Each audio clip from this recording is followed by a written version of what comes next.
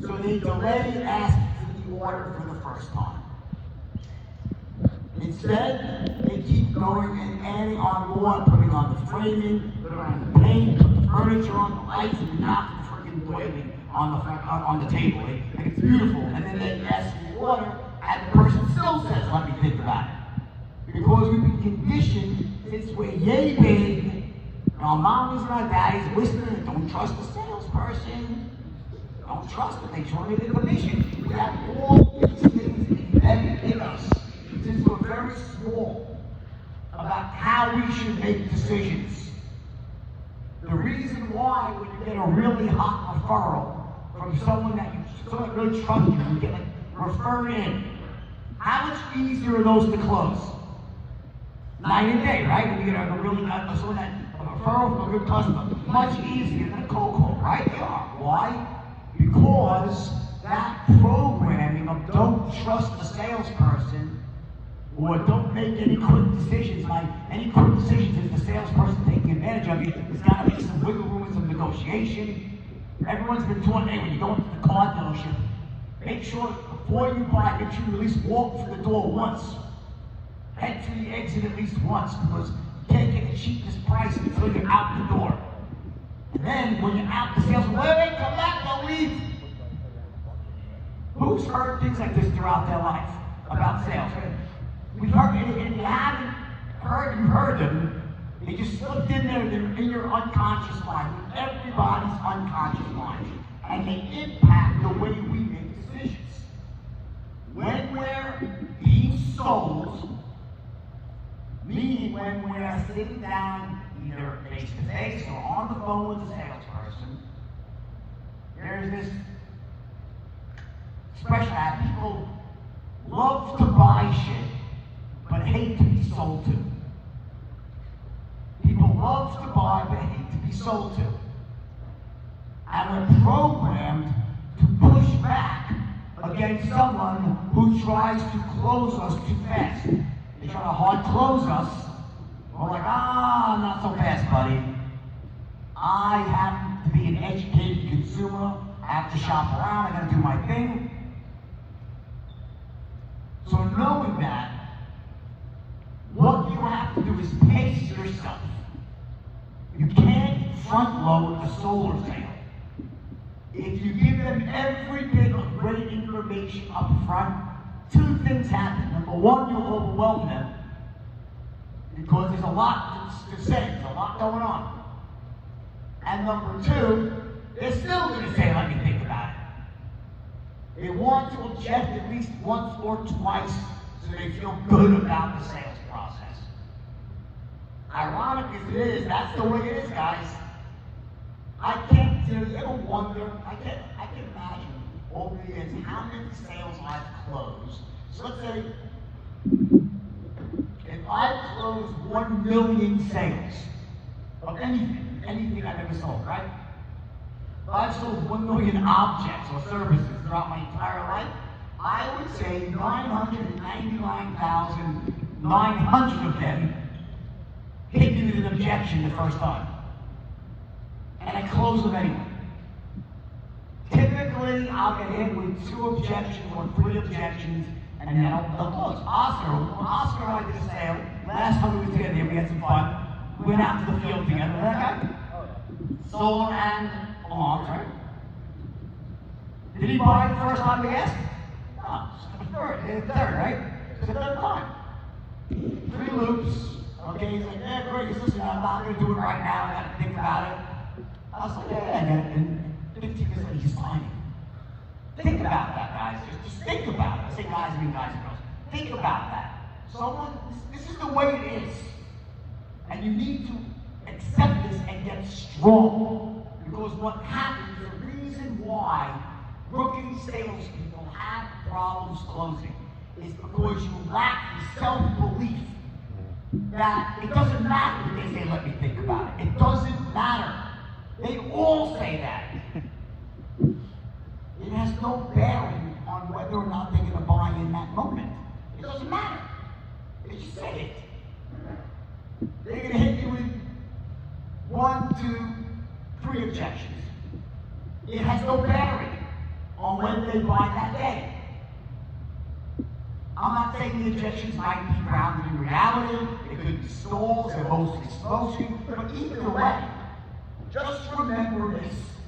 When you make an awesome presentation, and you're in rapport with somebody, and they're playing along with you the whole time, they get it. You're in your magnetic zone.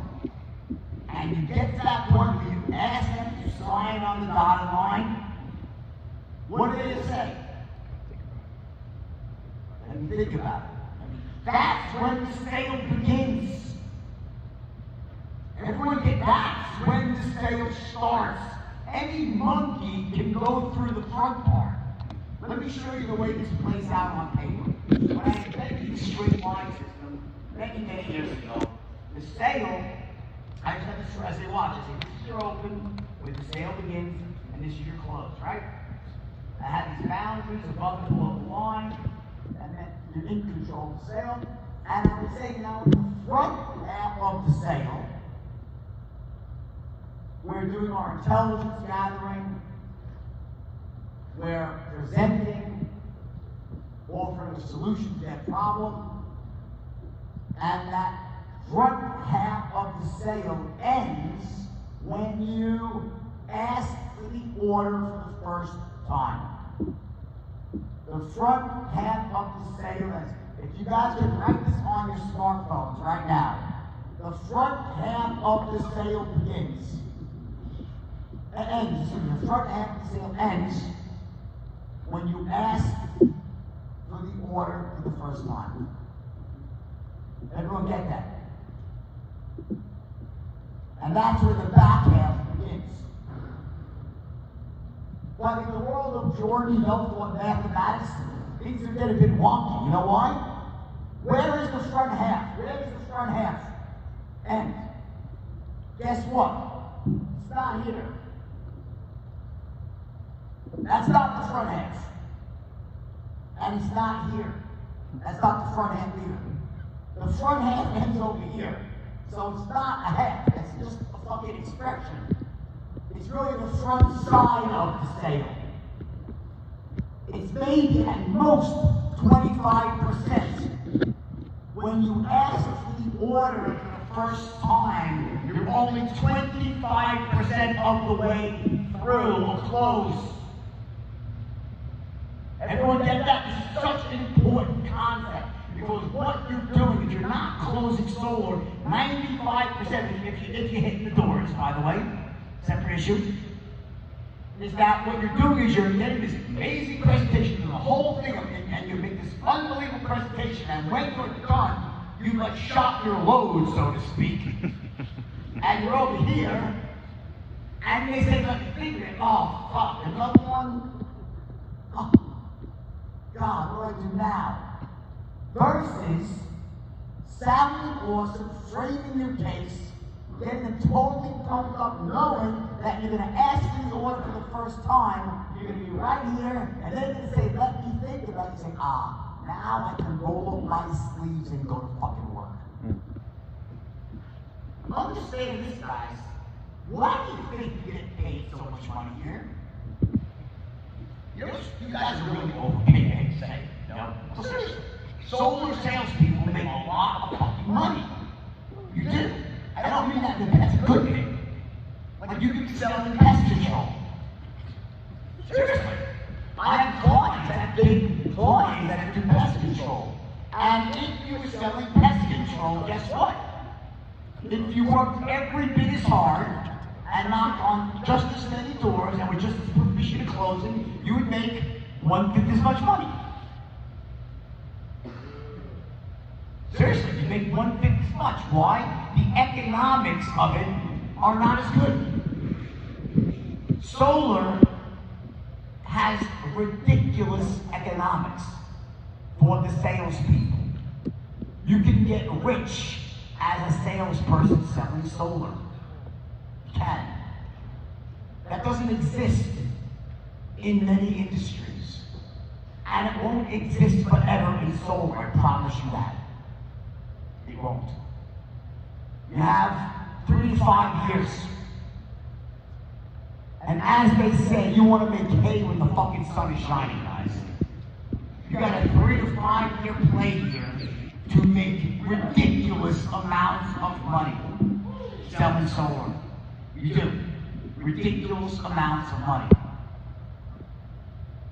It requires 2 things. Number 1, massive work ethic from you. Massive.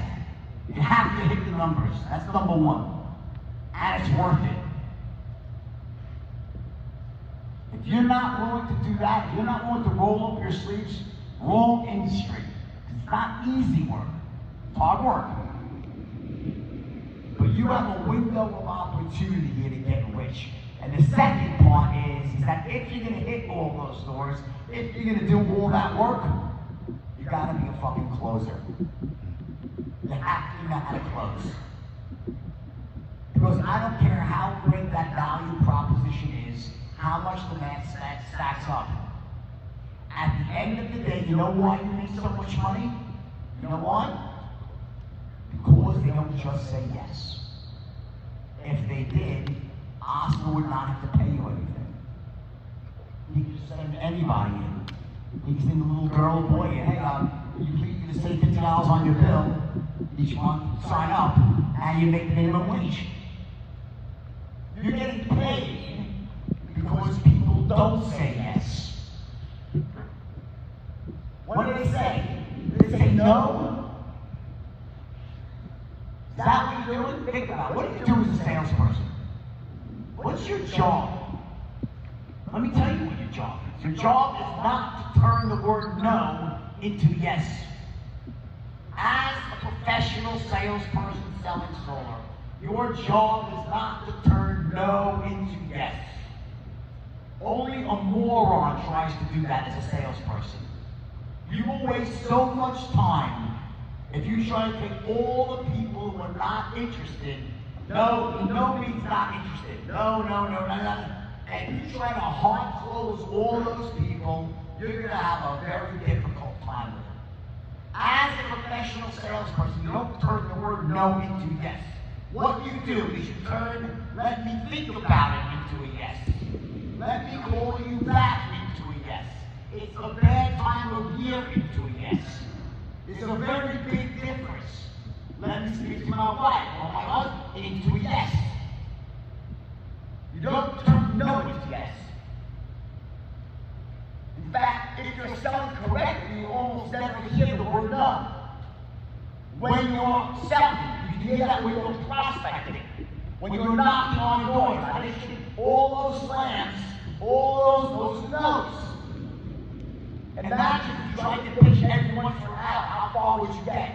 You'd waste your whole day.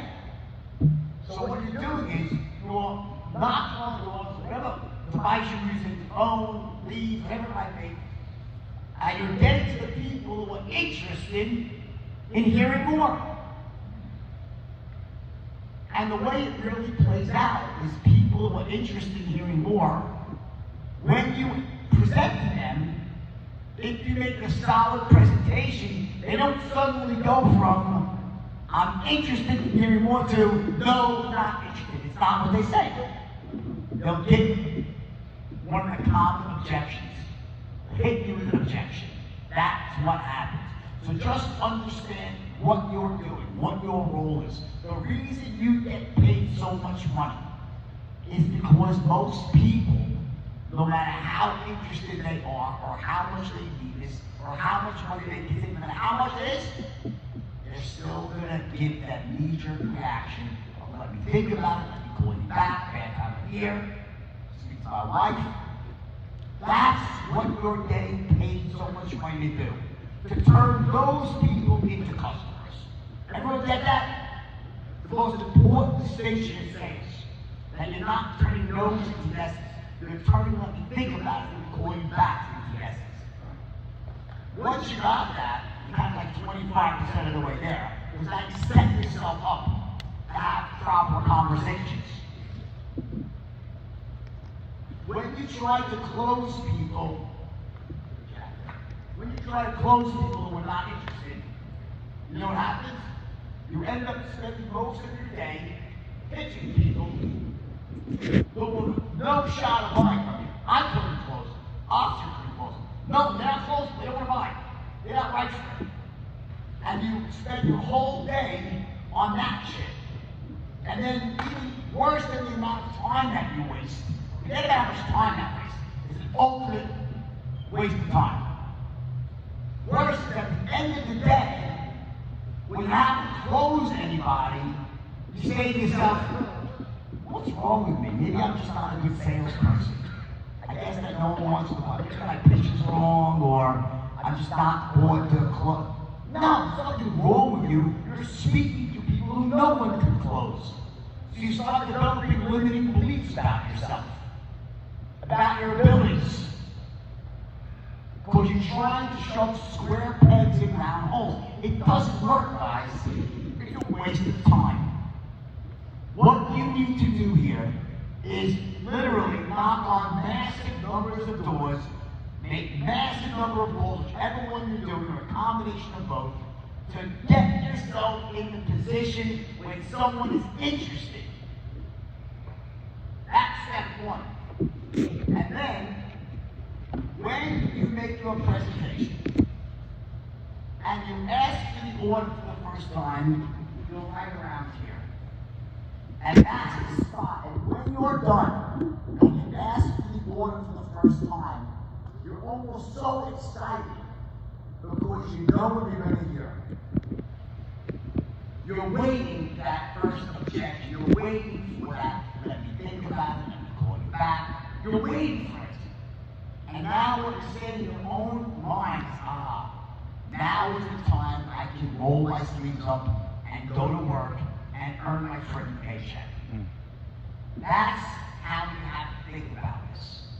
And as soon as you make that shift, you'll find yourself not front-loading, not delaying, asking the order first time. You'll be framing versus front-loading, and you set yourself up for greatness. That's how it starts.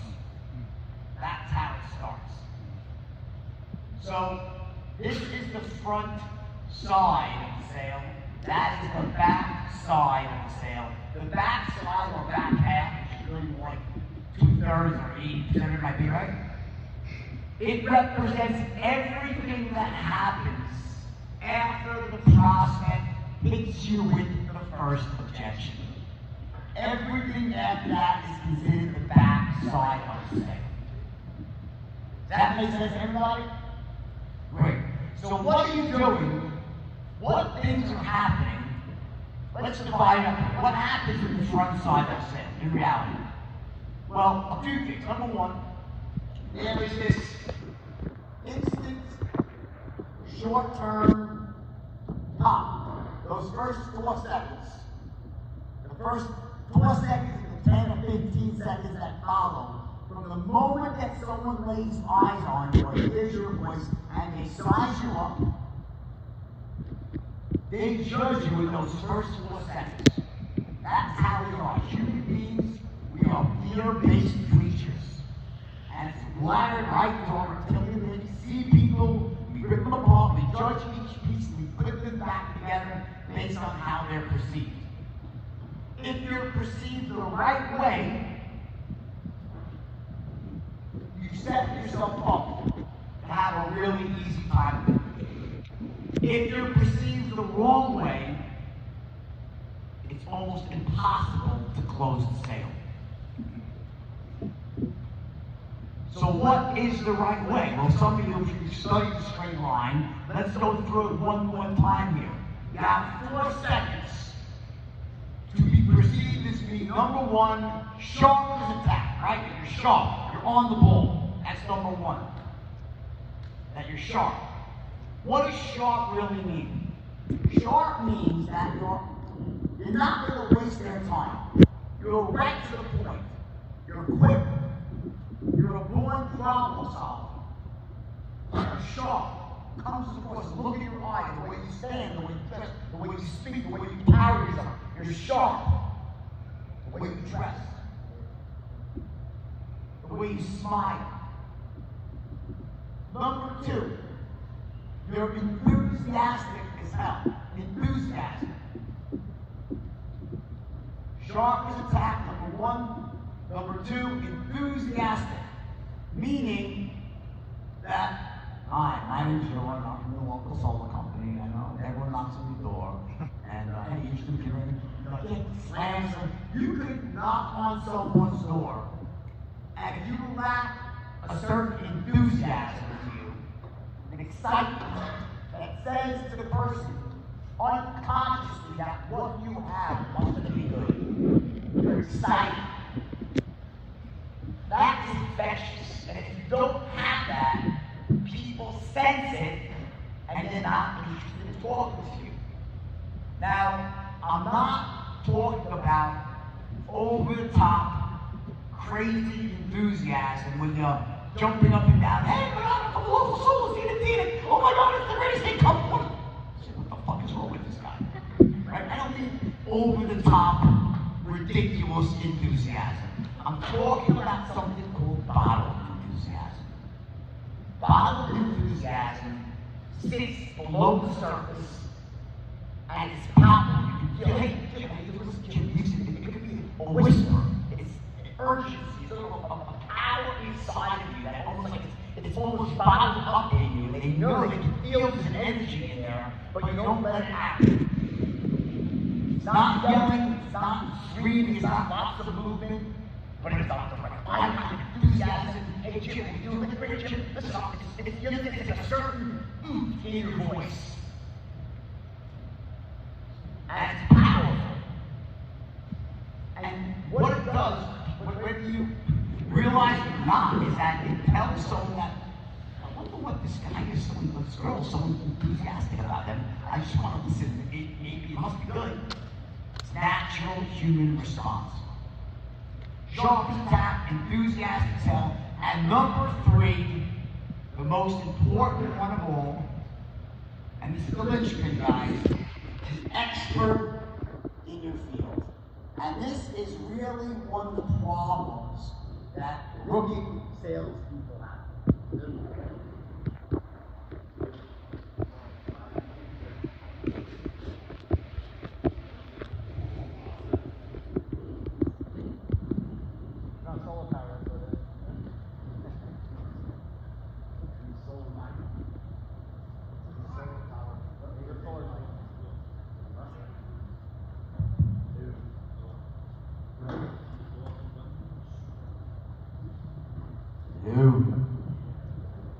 It's God's speaking.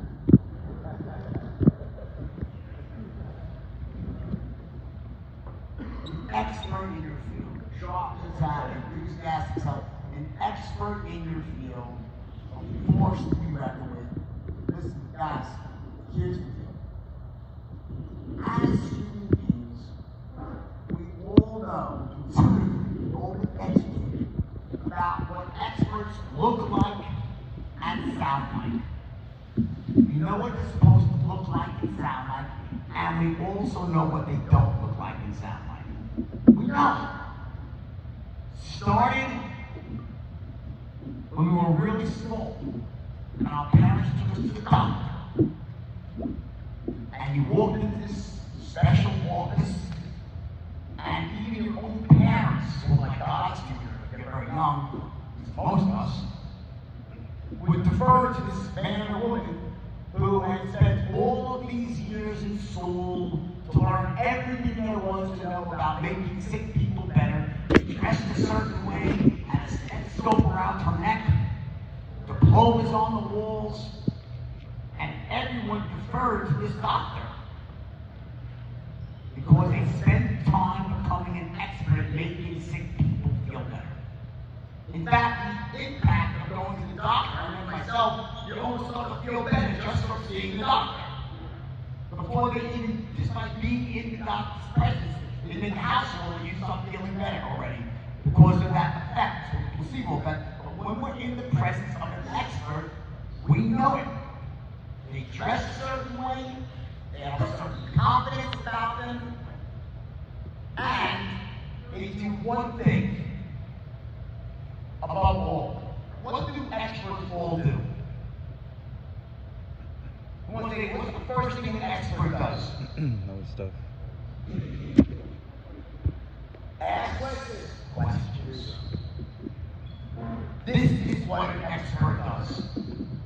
Let me tell you something. Imagine walking to the doctor's office or to a lawyer and say, hey, I'm Jordan, okay, here's your prescription. What the fuck is wrong with you? What? What? I actually had that happen to me once. I went to, I had my shoulder replaced, actual full replacement of my shoulder. That surgery is a whole career for customers and actual artificial now, right? 5 to 6 years ago, I was doing my rotator cuff surgery. And I went to one doctor, there was 2 doctors in one day. The first doctor, I went in there, knew who I was, right? Walked in, he just takes my MRI, puts it up on the screen. Your father's right. That shoulder's a disaster. You can need surgery this year or next year. I'm so freaking pissed at this guy.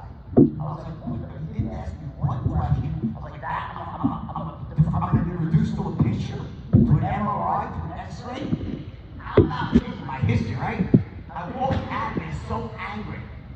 And it was actually the next day that I had the appointment with the other doctor. They asked me to come an hour early. An hour, oh my God, it's going to be a long wait, right? I walked in there, but no one else is in the waiting room.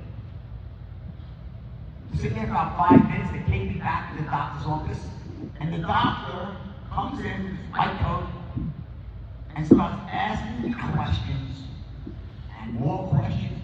30 minutes later, he's still asking me every question. Each one made sense. Each question was relevant to my history. He was building a picture of who I was, what my problems were, where it started. By the time I was 30 or 40 minutes into it, I was like, wow, this guy's good. I never felt like someone cared that much about me before a doctor. I said, hey, would you like to see my MRI? He goes, no. I want to physically examine you first, and then I let the MRI confirm what I already know to be true. Oh, this guy's good. I was like, whoa. And I'm texting my wife at the time. It was like wife number 4 back then, okay? Still no wife ago. Remember, they don't teach relationship management, they teach sales management, right? I'm like, texting her, this guy is the best, this guy is the best doctor. He hadn't done a fucking thing yet. All he did was ask me questions in the right way. They weren't stupid questions.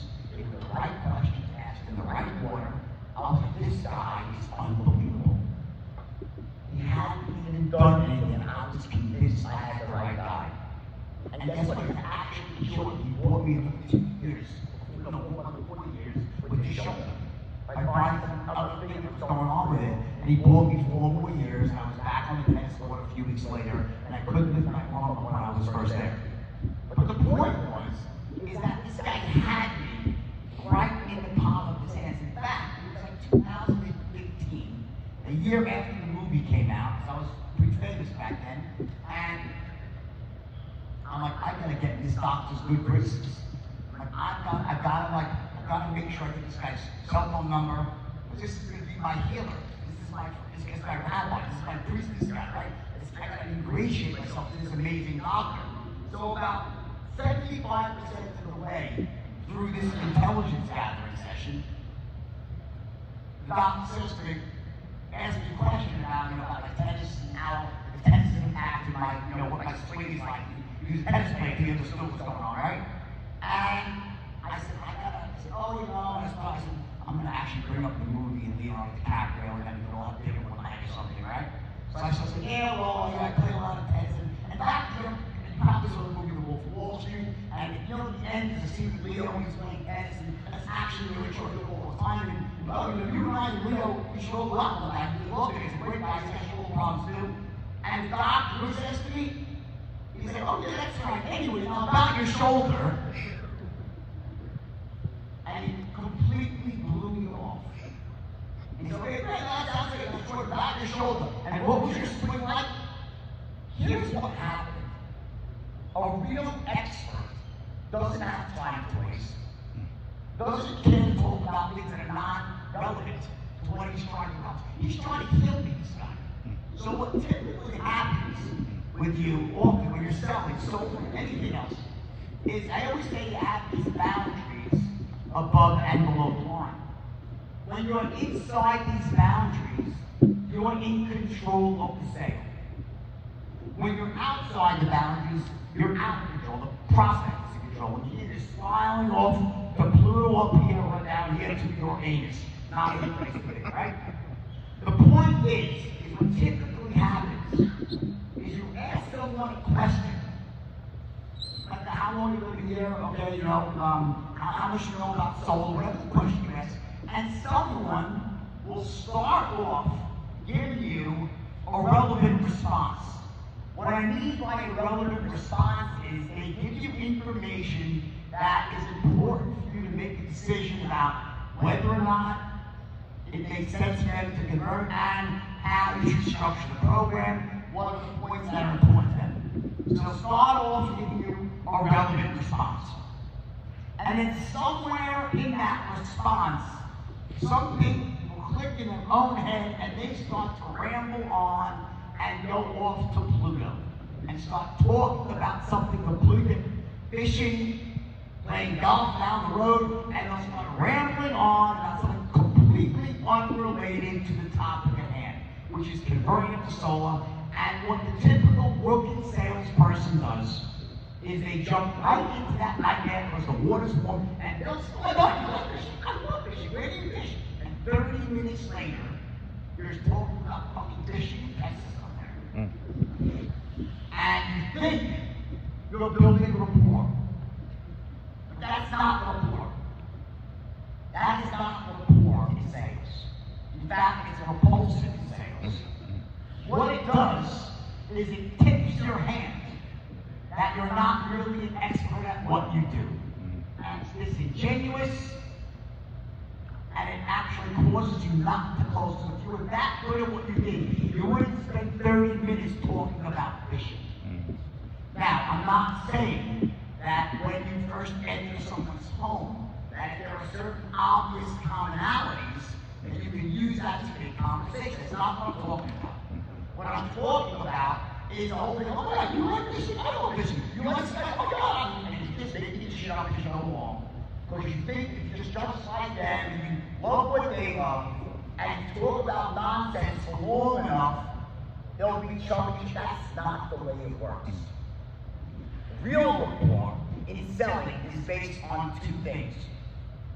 Number one, that they believe you care. You care about them. You're not just there to make a sale. If they believe you care, and you should care, that goes an incredibly long way to helping you close. You care. You're not just in it for commission, you want to help them get what they need. And the second aspect of rapport is, I'm just like you. And this is the danger zone. Because when I say this, if they like fishing, I know. I don't mean that. I'm talking about how fast you speak, how you communicate, what type of words you use, basic ways of communication, matching their speed, matching their body language, not that you like, I like, you go, I go. All that does is tip their hand if you're not an expert in your field. When I tried to take that doctor off to Pluto, I was trying to talk about things that are relevant to this guy doing his job. And he's like, listen, I'm a nice guy, but I get paid a lot of money. I'm an expert, I'm successful. I don't have time to talk about this. I'm here to do a job. I'm here to help you feel better. I need to know certain things. I don't need to know about your relationship with Leo DiCaprio and how we get off dinner one night. It's not, you understand? A real expert doesn't do that.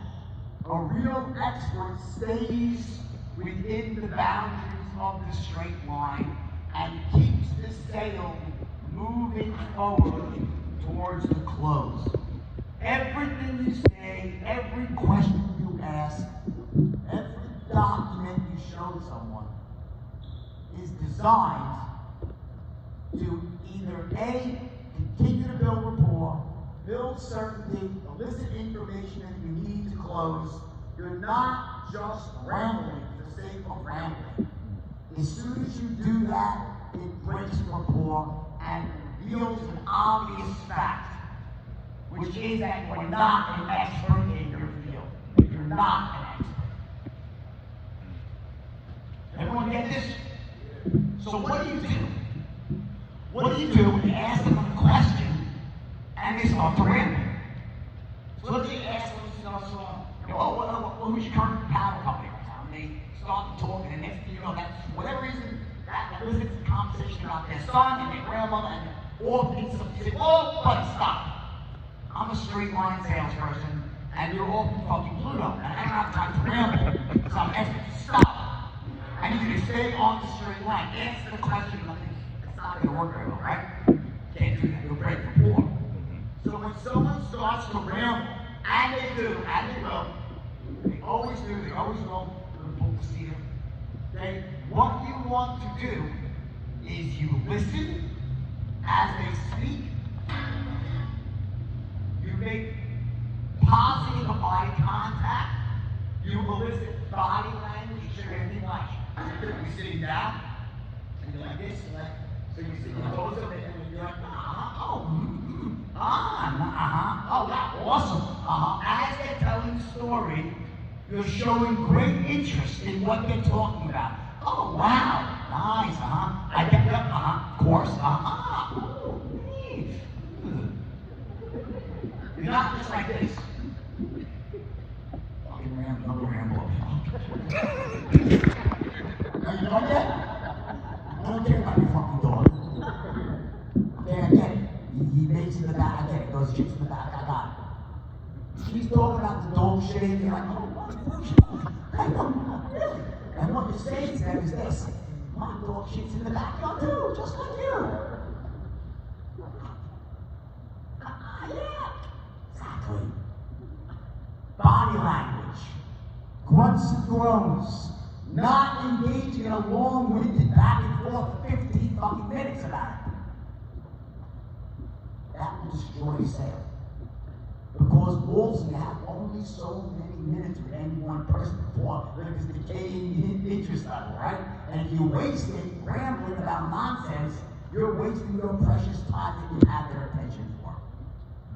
So what they're going to do is when you ask someone a question and they respond, they first respond by, they'll typically give you information you need, and then they go off to Pluto. You do what's called your active, oh wow, nice, yep, totally, oh wow, great, awesome.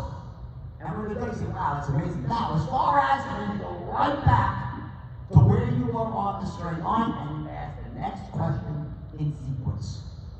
That's how you maintain control of an intelligence gathering session. And it's absolutely crucial that you do this when you're selling face to face. Because it happens all the time. And there is massive rapport built by doing that. There's massive rapport, those little grunts in the unconscious communication that says, I care, I'm just like you. And then when they're done, really, oh my God, this is totally dead. It's amazing. And by the way, now, once can I see the next question? Can I see the local electric plan? The next question. And you go right back to the point where the rambling started, and you continue on. You got those first 4 seconds to establish those 3 crucial things. If you don't do it right, if you're perceived the wrong way, you got another 10 seconds maybe of catch-up, or if you're like just kind of like zoned out with things. But after that, you're done. You can't close anybody. But assuming that you act the right way in those first 4 seconds, you make that right first impression. All that is a first impression. It's not set in stone. It's a first impression on which now they're going to judge you. Their conscious mind will say, okay, they say, this guy seems really sharp, like an expert. And now they're going to watch everything you say and everything you do and decide if they were right or wrong in their initial perception. So there's not like you just do that and, there, I got to hit the expert button and I'm locked in. No, it doesn't work that way. You capture their attention like that, you're perceived a certain way, and that's coming from their unconscious mind. And then once you hit that, I'm an expert, I feel sharp, right? Their conscious mind, they listen to everything you say to make sure they were right in their assumption. What they right about it. You can't let your guard down. So you pass that all-important 5-10 seconds, right? You explain why you're there, what you do, right? You transition into what you do, and then you start asking them questions. And you start gathering intelligence, right? At a certain point in time, after you've gathered all the intelligence you need, you know everything there is to know about this person. You need to decide whether or not it makes sense. And by the way, let's honestly list those things. I think some of you guys get confused sometimes. Sometimes it's hard to write about. What are those things? What are the things that you really have to know? Call them out. Number one is how much their what is? Power. How much is their power bill? What are they paying per kilowatt hour, right? What the cost of power is, right? They're high and low. How much is it high? Is it higher than some, right? What else you have to know? How their credit is? What else you got to know? Do they own the home? What else? You guys, you're the experts. Tell me what do you have to know, what don't you have to know? What do you have to know, really? Anything else? Ruth, what else? If they're even interested. Assuming they're interested in talking to you, right? They're interested, right? What else do you have to know? Plan? Anything else? If they're a decision maker? Are they the sole decision maker? What else? Are they employed? Maybe it's a matter for the credit, sometimes does, right? What their income is, right? For the tax. Guys, it's not that much, right?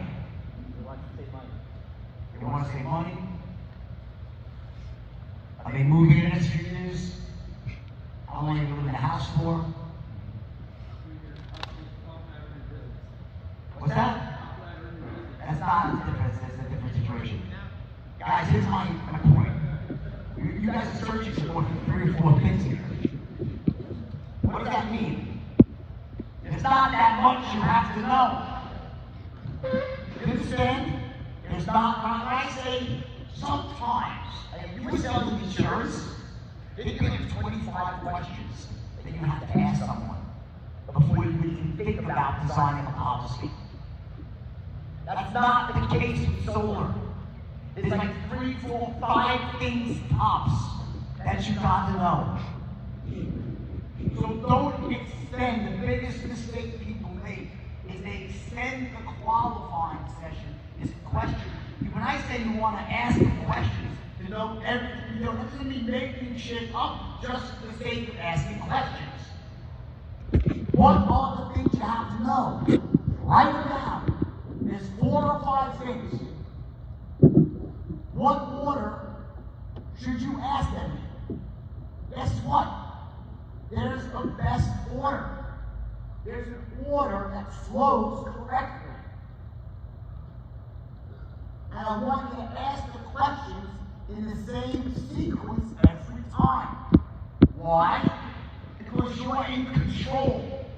When I say take control of the segment, what I mean is it actually doesn't mean talk. What it means is you take control and you use that control to start asking questions to figure out whether or not they qualify. That process might only take how long? 3 minutes? 4 minutes? Maybe you want to look at there to extend it. I'm a big believer in location changes. I want to look at their meter. Take a look downstairs at their breaker box. See, these are you can add on, but there's not that much you have to ask. It's just not that kind of thing. But what you must know, what you gotta get, is number one, what's the most important thing? You gotta get that power. You gotta get their bill. That's your mission. I need to see the bill. Because that's what we're comparing everything against. How much are they currently paying for power? National Instruments, is anyone going to disagree with that? In terms of the sale? It's a really easy sale, guys. Watch, okay? Let's get to the math. Because here's how I present solar. At the end of the day, solar is all about the math. If the math adds up, okay? And if there's more paper, if the math adds up, guess what? Everybody does it. And I use those exact words because people want to go along with the crowd. If the math adds up, everyone does it. If the math doesn't add up, they don't. It doesn't make sense for them to do it, right? The beauty is because right now the government is so intent on everyone going green, they created an almost unlevel playing field where as long as it makes sense for you on your power bill, they create a situation where it's literally zero out of pocket, no upfront cost, an ultimate win-win. So let's do the math. Number one, let's see your power bill. Guys, here's how you frame this. Watch. You look at their power bill, okay? So, you look at their power bill, right? And let's say they paid $150 a month, right? That's the bill. What's the most important thing in any number or any equation? The most important thing is what's the context. What's the context? If you pay $150 a month, say that's the average bill. That number becomes a lot more important when you find out what that bill was 5 years ago. How much was the same power bill in the same house 3 years ago, 5 years ago, 7 years ago? When I'm selling solar, before I ever talk about the savings, I first make the equation. I'm going to show them what I call the cost of power over time. And this is the great secret. It's like the proverbial mouse that you drop that mouse in a pot of water, drop the mouse in a pot of boiling water, and the mouse will jump out. If you drop a mouse in a pot of lukewarm water and you slowly turn up the heat, the mouse will boil to death. Won't even move. Because that change was slow. What happens with your power bill is that electric companies, utilities, they've mastered the art of slowly boiling to death, basically. Year after year after year, they raise the bill by, what's the percentage here? 4% a year, compounded every year, year after year after year. That means that your current bill of $150, 5 years ago was probably $98, and 10 years ago was $64. I'm just making up numbers, okay? I always go backwards first, using real historical numbers. I show them, it's always the math. It's only math. And you can scare the living shit out of something like this. But show them, don't go forward first. Because if you go forward, you have no context. Show them what happened in the past first. Because history repeats itself. You don't know that. So I show them backwards. I show them backwards first, and then I show forward second. Before I'll even tell them what I'm going to save them, I want them to understand that bill is not $150. Their bill's $152 today. And because you're renting power from these massive conglomerates, utilities, it goes up year after year after year. You're like that mouse slowly boiled to death. In 5 years from now, you'll be at 220, and in 10, you'll be at 300, making up numbers, right? I want to create context for how much money I'm saving them. I go backwards first, show them what happened in the past. We all know, by the way, looks like things are getting even worse now, but it'll be at least that predictable every single year, year after year after year. And the reason they've been doing that for 100 years is because they were the only game in town. Because up until 10 years ago, there was no competition. The efficiency of solar wasn't great enough. But due to advances in technology right now, solar is so efficient that it's actually surpassed the efficiency and all the, I'll get this later, but this, we're going to actually go through the bill, you're going to break down the bill for them about where the actual expenses are coming from the bill. Transmission, generation, all that stuff. Forget the whole going green part. But just mathematically, guys, all right? Remember, it's such an important point when you're, because what you're going to do is you're going to use this equation again and again and again when you're closing. That's your closing equation. That the savings are not just about today. It's not about what you're going to save. Yeah, right? You know, like $50 a month, that it is. But just imagine how great it would be in 5 years from now when all your neighbors are flipping out. Because their bills now have gone up another 50%, they're paying $270, and you're still paying that same fixed payment of $120 a month. Welcome to the day. This equation to me is one of the most powerful, along with life of loan, we call life of consistent savings. What you make over the long term when you add it up over the long term. So there's two buckets here. Number one, you have this equation you want to bring out about the cost of power over time. And then number two, when you now show them what their new payment is going to be, and then you show them instant savings of X dollars year one, year two is bigger. By the time you get to year 10, it's insane. It becomes a no-brainer. That's why right now, and by the way, normally, the reason everyone's been great, everyone loves Teslas, you know why? Tesla, where's everyone Tesla?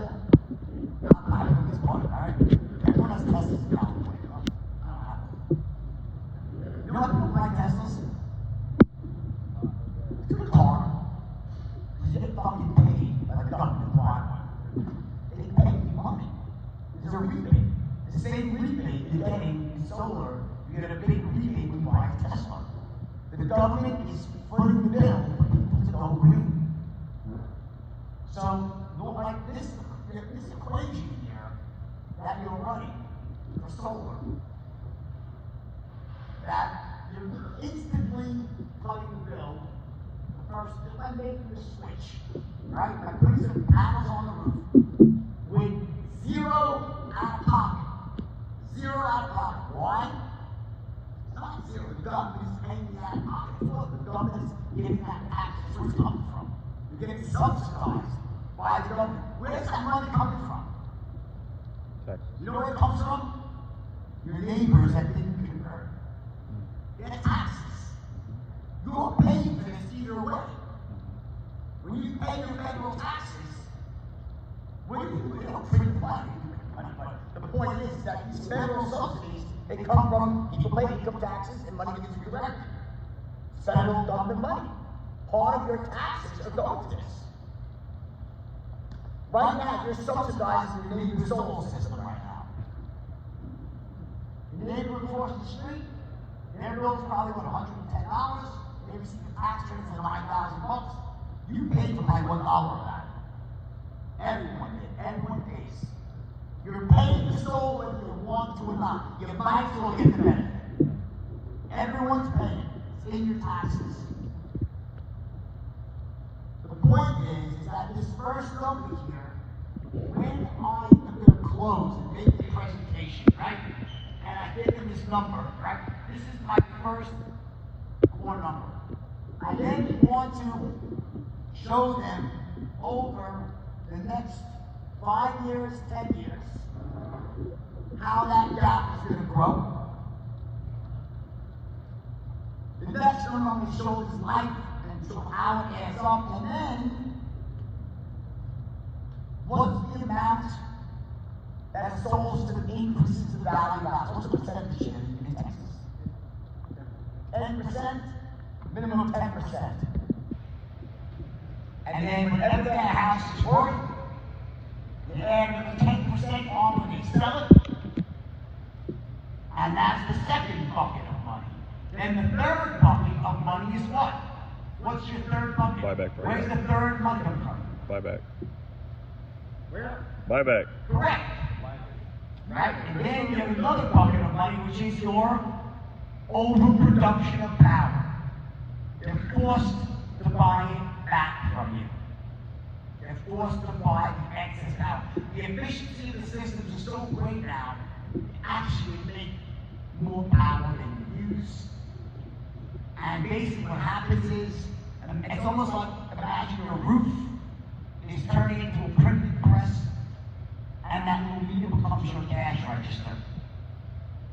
And starts spinning in the right way versus the wrong way. When it spins to the right, it means you're getting billed. When it spins to the left, they're paying you. We're going to stop that meter from spinning to the right. We're going to stop getting billed each month. And instead of that, you get receipts. They get some action crediting you. And once a year, every 12 months, they write you a check, $300 to $400 around there, and then there's an app here in Texas, and that's just mad money for you, whatever you want. What could be better than that? It's the ultimate win-win. Not to mention the fact that, listen, whether you believe in going green or not, whatever, no one wants to shit where they eat, so the fact that it's green, clean energy is a good thing. And it being subsidized, and the government is splitting the bill. Part of the reason why people have problems wrapping their arms around solar is if you don't make this equation the right way, it sounds like it's too good to be true. Like, what's the catch? Nothing can be that good. Doesn't make sense, doesn't add up, right? The reason, and you have to make this case, start seeing it from the beginning, that one of the true views of solar is because there's such political will on both sides, Republicans and Democrats, about, green energy, renewables. They're throwing money at the problem. Throwing money at this problem. You're being paid. You're literally being paid to convert to solar. Otherwise, I have to say, it's a great thing. You can save all this money, but I need to write me a check for $10,000. And if I was saying that to you, I'd probably expect you to say, Jim, let me think about it. It would still be a great deal, but yeah, you gotta lay $10,000 again. That's what you want to think about.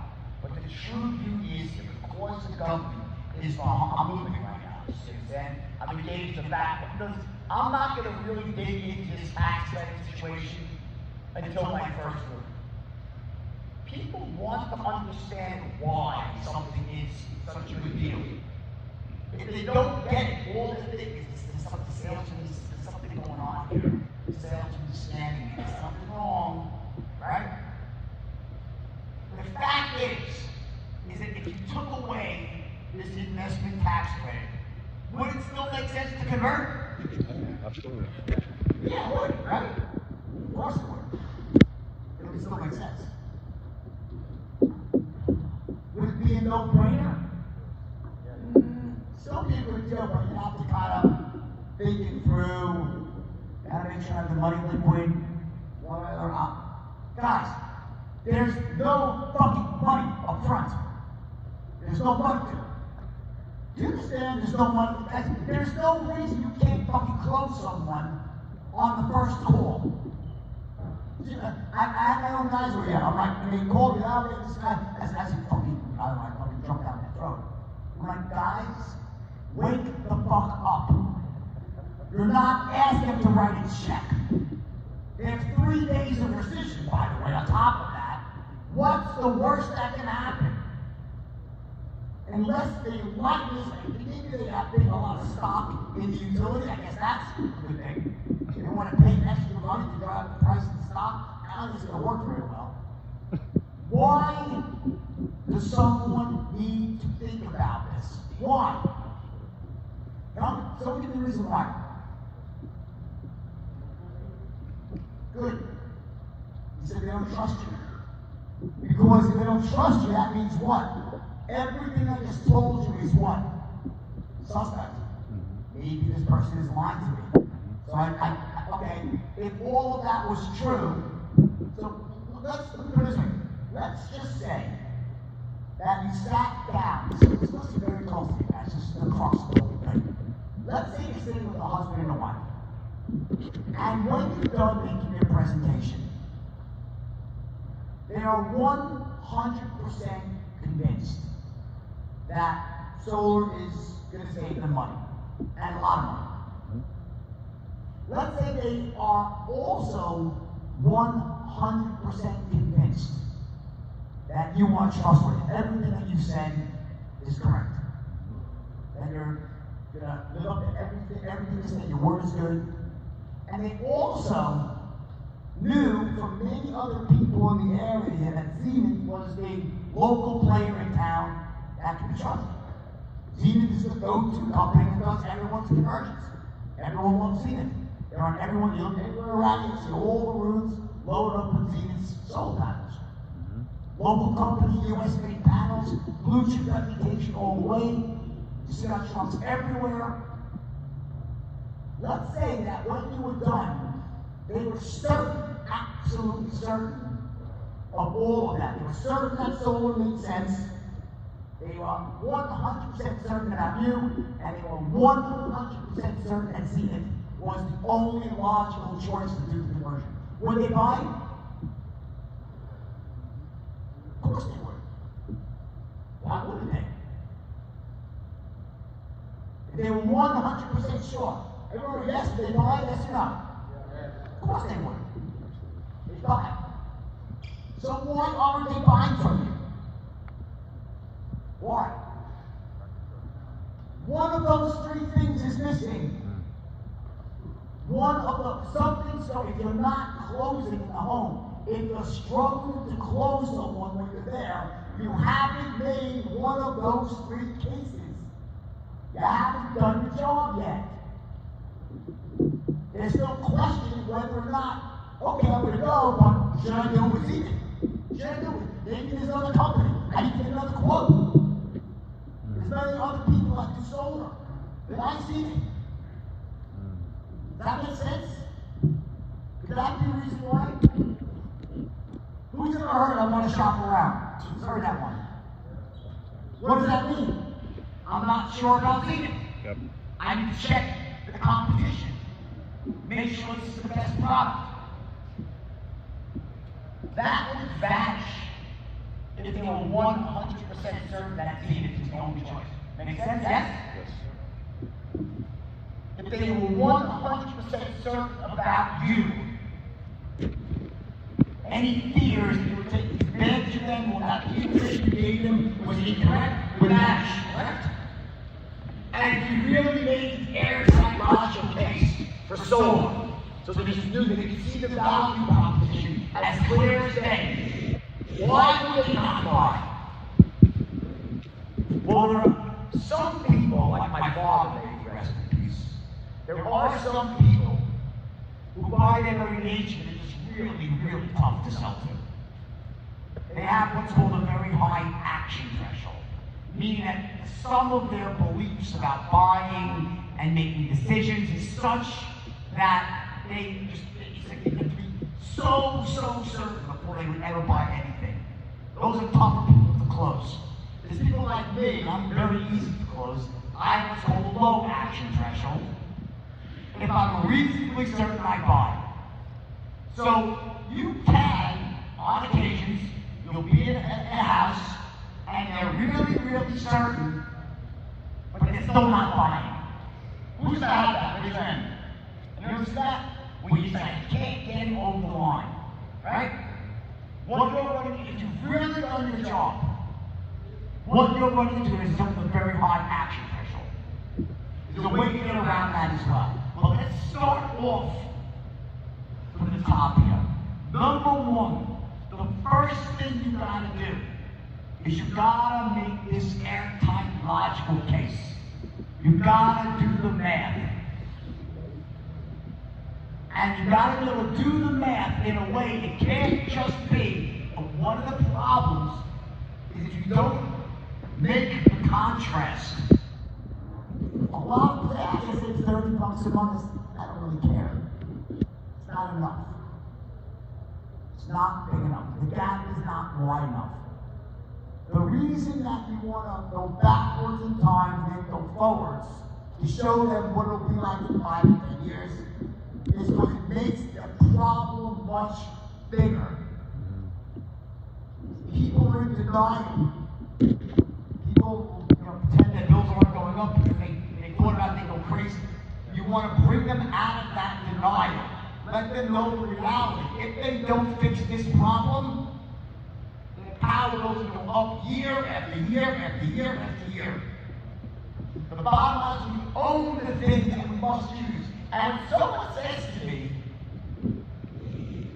I don't want to take on another loan, I don't want to borrow money, I don't want to pay on that. I was going to build a pool, I was going to do a home improvement. I don't want to take on a loan. That's the most ridiculous fucking thing I've ever heard. You know why? This is not another loan. It's not a loan. It's not a loan. Yeah, that loan doctrine, but there are certain things that we always pay. There are some bills that we always pay. We don't always pay our credit card bills. We pay our power bill. We pay our water bill. Because if we don't, we'll shut our fucking power off. You're gonna always pay your power bill. And just so you know, when you're going to qualify for your next loan, they do something called a debt-to-income ratio. And it includes your household bills. So by converting to solar, you actually make yourself a better credit because you bring down your monthly expenses. Your monthly expenses go down with solar, not up. You become a better credit risk because your back-end debt-to-income ratio drops. Everyone get that? It's the reverse. If they're thinking about taking out a loan, then you definitely want this because it makes you a better borrower. They know you're gonna always the bill you're gonna pay is your fucking power bill. But now it's $50 cheaper this month, and that should be $8 cheaper. Guess what? Instead of having a 51 DTI and not qualifying for the loan, you'll have a 43, and you might qualify. It's unlike any other consumer loan, which is replacing a necessity. That's like saying I'd rather rent a home because I'm scared to own a house. Fuck. It's the dumbest thing I've ever heard. We own homes, it's a better deal. When someone doesn't own a home, it's more typically either they can't afford it or there's something going on. I don't own a home, I can't own in California because I pay taxes there. But very often, it's mostly someone can't own a home. They're not paying. When we can buy a home, we buy. Because it's a necessity. We're going to always pay a rent. We have to live somewhere. You have to live somewhere, and you have to get your power from somewhere. You might as well not overpay for it. And you and you might as well own it. So it's locked in, and you know that as everyone else having their bill raised up every single year, it's all locked in for good. There's one thing that closed the guy that Oscar and I closed because that's locked in for 20 years. It's locked in for 25 years. That's locked in. Because you sure about that? Yeah, 3 times. Because Oscar's making the case that each year your bills and they look at each other like, fuck, right? You're like, why wouldn't we do this? But what Oscar didn't say until the very end, until they were still on the fence, he left out something very important. He left out, number one, that there was no payments for 8 months. He didn't say it right up front. He left it out. He also left out the potential for a referral fee of $500. He saved some ammunition to the end.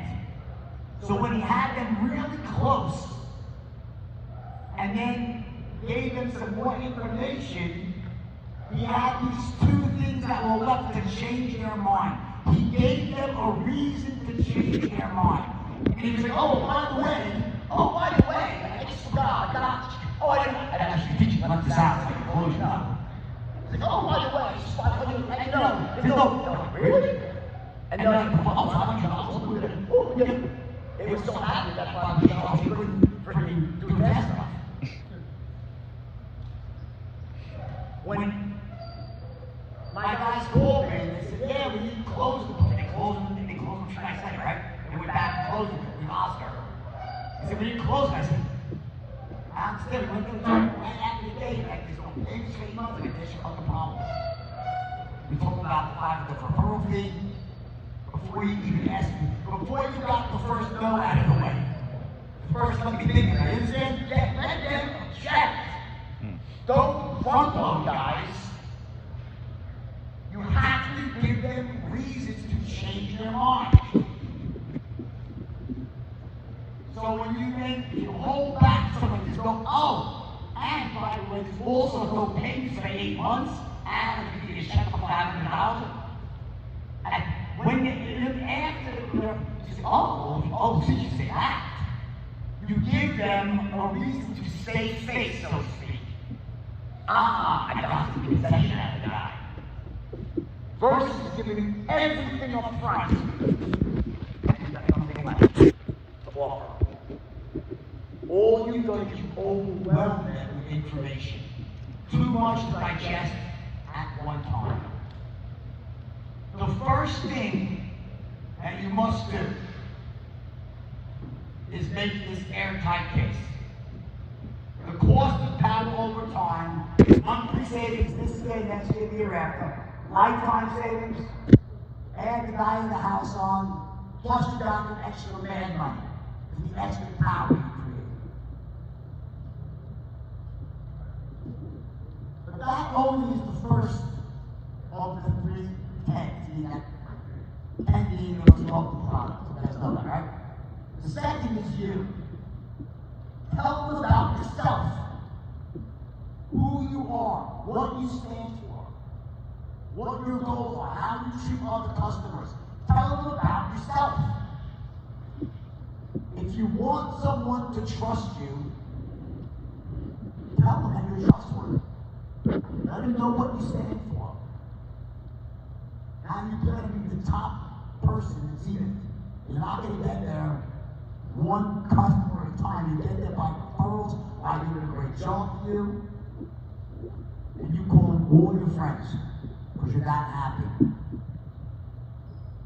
And whenever, I can't write this out because everyone is different, but what are you going to say about yourself?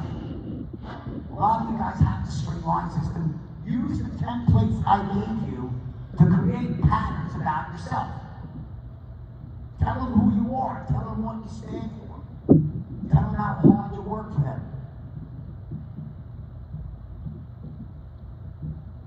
And as far as Zenith goes, and you tell them about Zenith. If there's ever a situation here, guys, where you can tout yourselves as the local leader, the local company, You're the good guys in this whole thing. You're the local company using American-made panels with their instant installations, loved by everybody in the area. I'm sure you're members of every civic association, Better Business Bureau, high ratings, all the things. Town Oscar, the chairman of my company. Tell them about who Zenith is.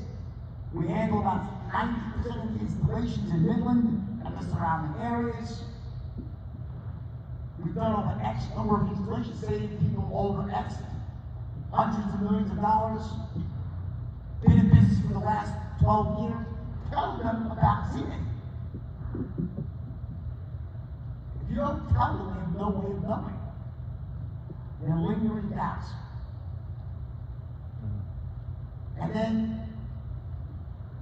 when you ask for the order the second time, then you can throw in that there's 8 months of no payments and even a referral fee. Wait and see. Don't blow it all up in your initial presentation. Your initial presentation, when you ask for the order for the first time, it consists of 90%, 95% of this. It's the mathematical case of why it makes absolute sense. Why it's a no-brainer. The only reason you wouldn't do this is if you like paying more than you have in your power. That's it. Some people like to do you want to pay $50 this month and $80 an That's what you want. Not many of you out there.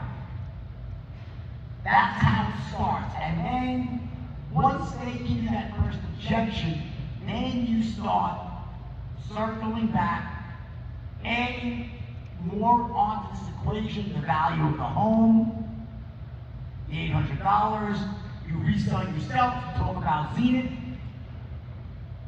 Don't front load it. Because don't do everything up front and try to close. You have nothing left to offer. So what I want to do now is I want to actually go do Q&A here for a while. And I want to dig into what you guys are actually facing out there.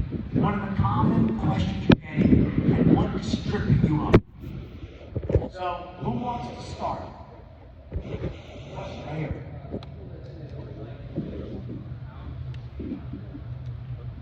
Okay, so people say they don't like it. Typically, the presentation line, I'm answering that up. The best time to answer an objection is what? One of the things I'm saying in my presentation, as I talk about, when I get to the point when I'm talking about selling power back, the reason is because these new monocrystalline panels are so efficient, they're so cool, these are gorgeous. These new panels, and I'm talking about the panels before it would ever come up. How awesome they are, it's like just the coolest thing. I like those crappy overseas panels. These are amazing. Like before they even would bring it up, I already brought that up. That's the key. I don't leave that out there for chance. I tell people what they're supposed to think about it. Talk. Everyone loves these. These are the ones that maximize the value of your house the most. They look great. They're unreal. There's black and it's like for the future. So that's what I do with that. I don't let that objection. I answer it before it ever comes up. It's part of my initial presentation. It's in there. As I talk about selling power back to the grid, I explain the reason why the newest tech is far more efficient. Oh, and by the way, and I make it a by the way. Oh, by the way, see, panels are gorgeous. People, these are the ones that everyone loves. Not old panels, I would never put those. These are the ones that look great, low profile. Everyone in the neighbors will covet them. Oh my God, the neighbors look great. Before it ever happens. Okay? Question?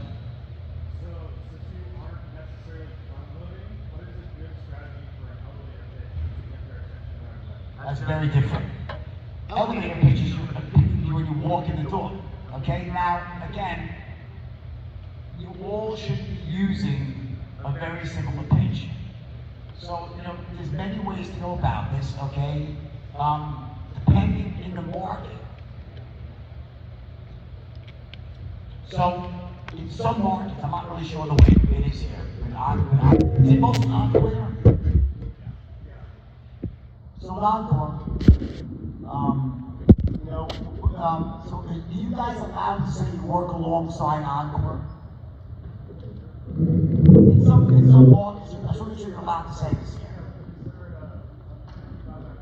Exactly. So we work alongside Encore, okay, with the government incentives right now. So I approach them as I'm from Siemens Solar, working alongside your Encore, okay, right now, and if you're paying more, right into it, and working alongside your utility company, we save you a ton of money on electric bill right now. What are you currently paying on your bill? Just like that. Okay? Question.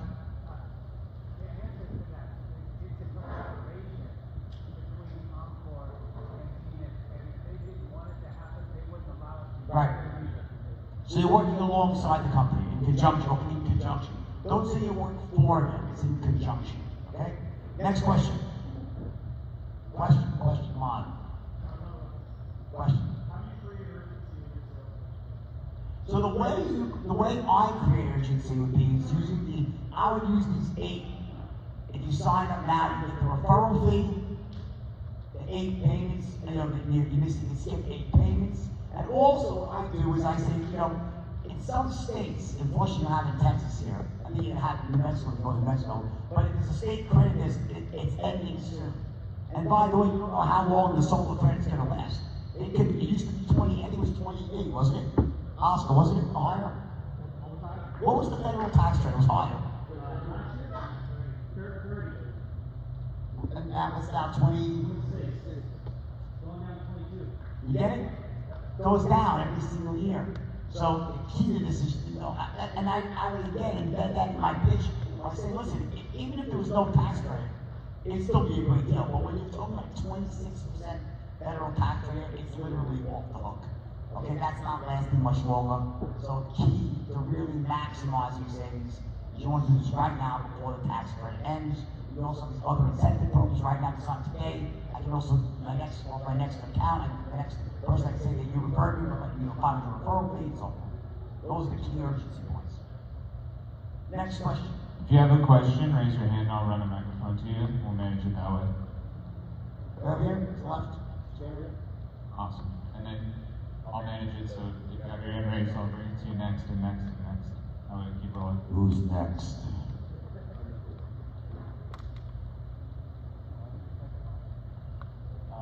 What's a good way, because yesterday I knocked on the door and immediately they were just like, oh, you're with Zenith, like, I'm not interested, kind of thing. They kind of just blew me off. Have a nice day, next.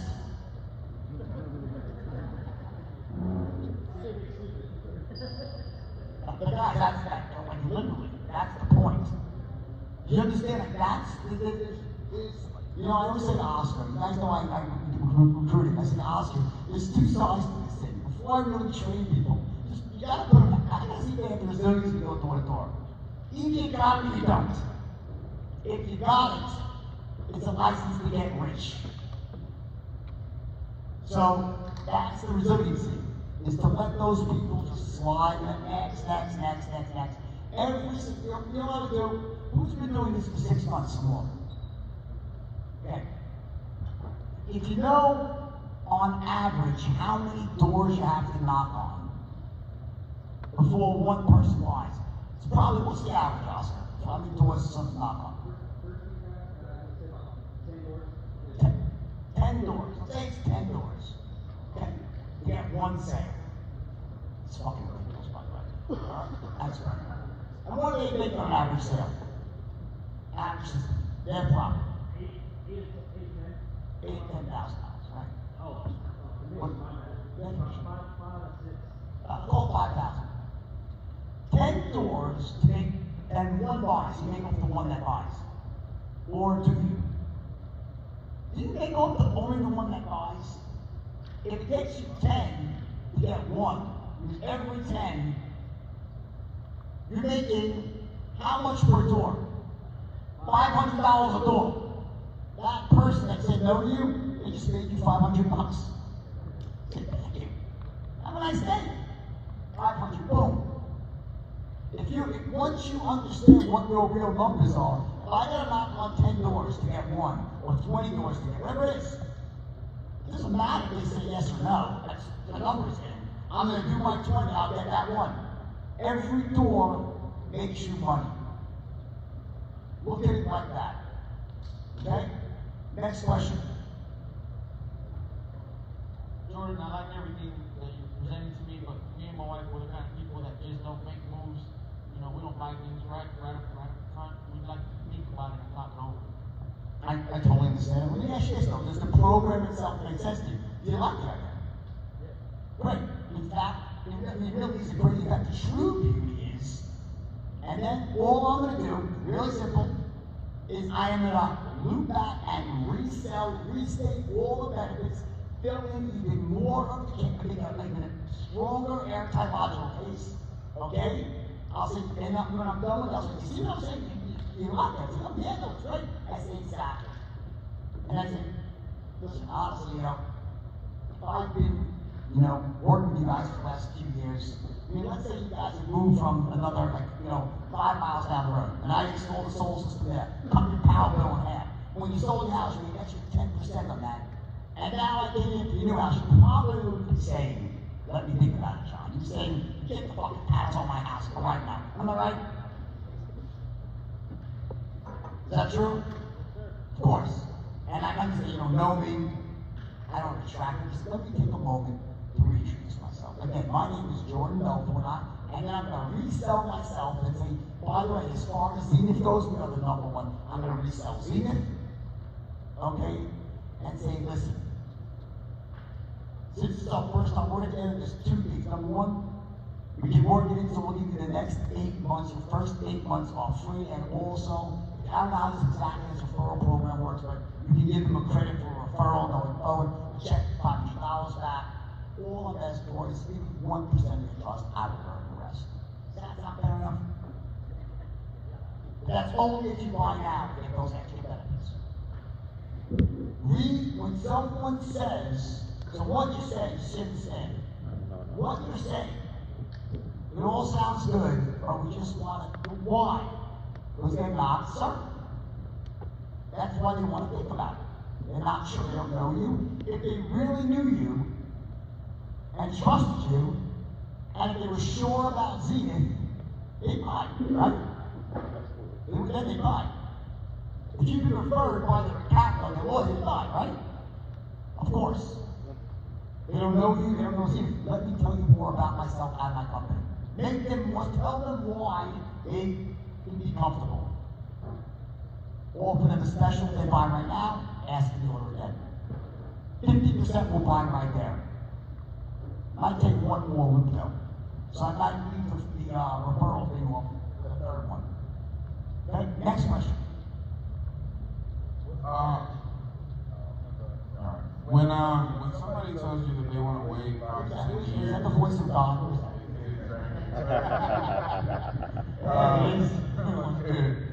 when somebody tells you they want to wait 5 to 10 years for the technology to advance a little bit more, even though it's already advanced, you know what I mean? Like satellite dishes, when they first came out, they were really big, huge, but now they got really rich. Why somebody tell me that? And I had no idea what to say to them. I mean, it kind of makes sense. You know what I mean? You think that makes sense? It doesn't. Well, I mean, it makes sense to somebody that doesn't know a whole lot about solar. I understand what you're saying. Okay? The true beauty of solar, number one, right now, you have a federal tax credit. That's 26%. If you go down year after year, in 10 years, there'll be no tax. That's number one. Number two, okay, in 10 years, the amount of money you're wasting, your power bill will be literally, if you've done the math beforehand, it's completely illogical in 10 years that don't be double or more. Okay, so it'll get buried along the way. They might even sell the house before that. Look at this thing forever. Okay, now what happens is this. Your technology, good point, technology goes through these, you remember, like, you know, when the first cell phone came out, right? It was like a brick. How much have phones changed in the last 5 years? The phone itself. Does your iPhone look much different than 5 years ago? No, it's identical. You get a little bit slimmer, a few extra options. Solar has arrived. The advances in solar over the last 10 years have been staggering. From this point forward, yeah, incrementally, there might be a slight advance here and there. Okay, but that's far outweighed by the massive amount of money you're going to save each year, and the fact that by then the federal tax credit will be long gone, and you'll end up paying 25% more. Doesn't make any sense, right? That sounds like they're kind of like talking to you a little bit, you know? No, but it doesn't make sense what you say, because they want to wait like 6 months for something to come out. They had all their advanced around the corner, but 10 years, it might, God knows what might happen in 10 years, but no, who knows where they'll be in 10 years? Someone's just not, maybe not. Question? Hi. Pretty good. So let's say you've obviously the objective is to close the same day. Let's say you've exhausted all of your opportunities, you're all the way in the follow-up stage now. How do you set up a proper follow-up and expectation for the customer in order for you to be able to close in the next meeting? So, good question. So there's a sweet spot of how far you want to push someone on one city, right? And that's a bit of a nuance, and you get better and better at it over time. One of my favorite lines is if someone starts to like give you the indication they feel like they're being pressured into something, right? I always say, John, please don't listen through my enthusiasm for pressure. It's just I know it's an awesome deal, and I'm always concerned with tax credits, and then we have all these extra bonuses that we give people for taking action now, because obviously we save a lot of money because no one wants to make their back. Our stalls are in the area right now. 2 things to do there. You can either A, then say, so look at this, I'm gonna be in the area again. So what you can do now is you never just leave it like, let's have an appointment. You say, I'm gonna already be in the area next for 2 days, and then you give them 2 options. I'll be here on Tuesday and Thursday between 4 and 6 and 7 and 9. Either or, 2 either ors. I'll come back, and you know what, which one's better for you? Always leave them either or. And then those times will work, suggest 2 more times either or. Okay? So, I always, the ball's always in my court. Okay? And that's what I do. And then, and again, that's gonna happen, by the way, a lot. You push it as far as you can on an appointment, that's okay. So don't over push, but remember this, just remember this, guys. Most people are gonna hit you with 2 to 3 objections. Most people before they buy. That's normal. Just what they need is 2 objections. Guys, don't make a problem very close. It's your mindset. If you can't get them to, if you use that from these division guys, you go to another appointment using your own. Alright? Next question. We're gonna talk about what?